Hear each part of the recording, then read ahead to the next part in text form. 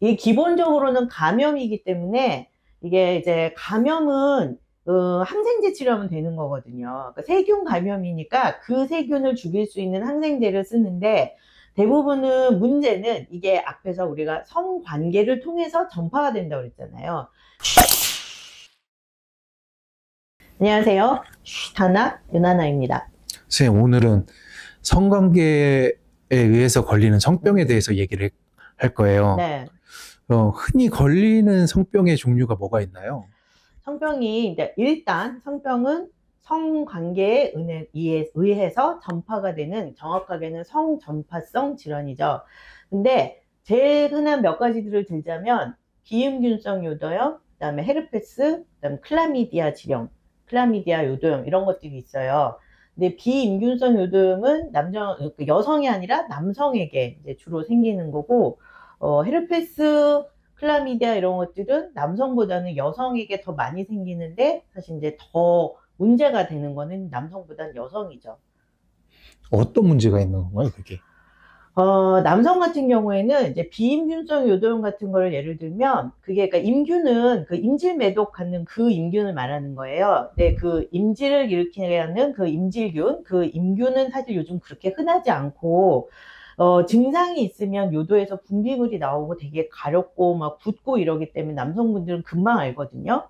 근데 여성분들 같은 경우에는 그러니까 그게 이제 임균성 요도염이면 그런 게 아닌 다른 균에 의해서 감염되는 것을 비임균성 요도염이라고 해요. 근데 남성들은 그게 되게 어떤 면에서는 흔하게 생길 수 있는, 그렇지만은 대부분은 성관계에 의해서 생기는 요도염이라고 한다면, 여성분들은 성관계로 인해서 요도염이 생기는 것보다는 지렴이 더 많이 생기겠죠.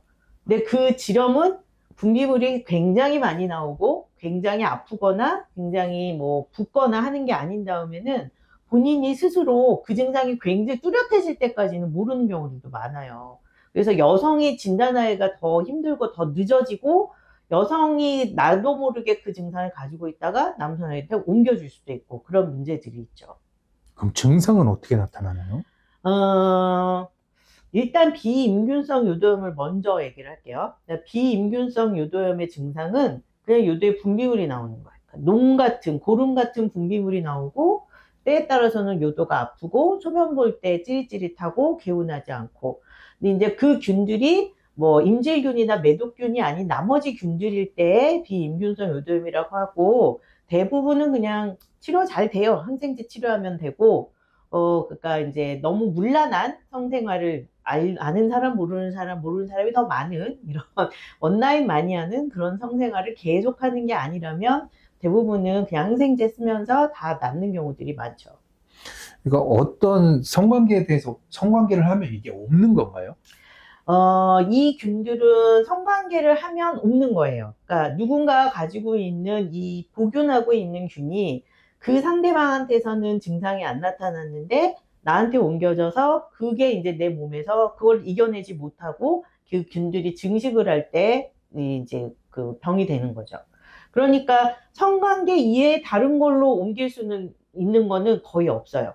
성관계 이외로 그냥 뭐 물건을 통해서 아니면 뭐 목욕탕 의자는 조금 그렇고 수건, 뭐 컵, 이런 거를 찜질방 옷, 이런 거를 통해서 옮아지는 거는 이제 뭐 사면발이 이런 것들이고, 또 헤르페스도 이제 그 이제 물집의 바이러스는 옮아질 수 있는데, 대부분의 성전파성 질환은 성관계에 의해서만 옮겨지는 게 일단은 많죠.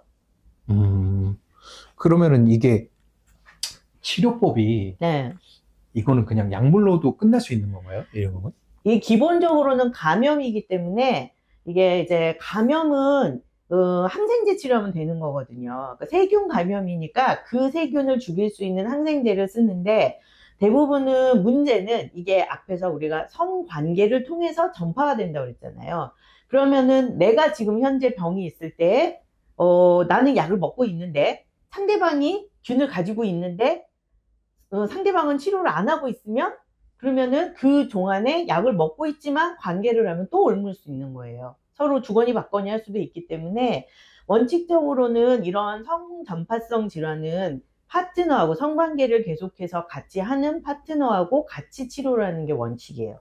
대신에 그렇게 적절하게 항생제 치료를 보통 한 일주일에서 2주 정도 약을 먹게 되는데, 적절하게 항생제를 잘 먹고 같이 치료하면 대부분은 다 완치가 되죠. 그러니까 그거를 안 생기게 하려면 예방할 수 있는 제일 좋은 방법은 콘돔 쓰는 거예요. 뭐 이제 안 하는 제일 좋은 방법은 베스트는 안 하는 거지. 금욕을 하면서 사는 거지만 그게 돼요. 그건 될 수 없으니까, 그러니까 콘돔이 되게 중요한 거예요. 그러니까 콘돔을 쓰면 서로에게 상대방도 좋고 나도 안전하고, 그러니까 그 가장 좋은 방법이죠. 근데 이 질병이 뭐 최악의 사례가 있나요? 사실은 비임균성 요도염 같은 경우에는 그냥 요도에 자꾸 염증이 생기는 거니까, 감염이 되는 거니까 여성한테는 크게 문제가 안 되는 경우들이 많은데, 남성 같은 경우에 반복적으로 그렇게 그렇게 감염이 생기다가 보면 요도가 좁아지는 경우들이 있어요. 요도 협착이 오는 경우들이 있거든요, 드물게. 이제 그런 게 소변 시원하게 못 보고 소변 줄기 약해지고 요도 협착이 오면 또 수술해야 되고 하는 문제들이 생기니까 그게 가장 심각한 거고, 사실 비임균성 요도염은 남성한테는 그렇게 아주 심각한 질환은 아니에요. 제때 잘 치료하면 되는 거니까. 근데 그 이외에 뭐 헤르페스나 클라미디아 이런 것들은 여성에게는 굉장히 제대로 치료가 안 되고 자주 재발을 하게 되면 이제 다른 합병증들이 생길 수 있으니까 좀 큰 문제가 될 수 있죠. 어떤 경우든지 간에 성전파성 질환, 성병은 남성보다 여성한테 훨씬 더 심각한 합병증을 남기거든요. 여성들한테 대표적인 성병이 또 따로 있나요? 일단은 여성들한테 되게 흔하게 생기는 이제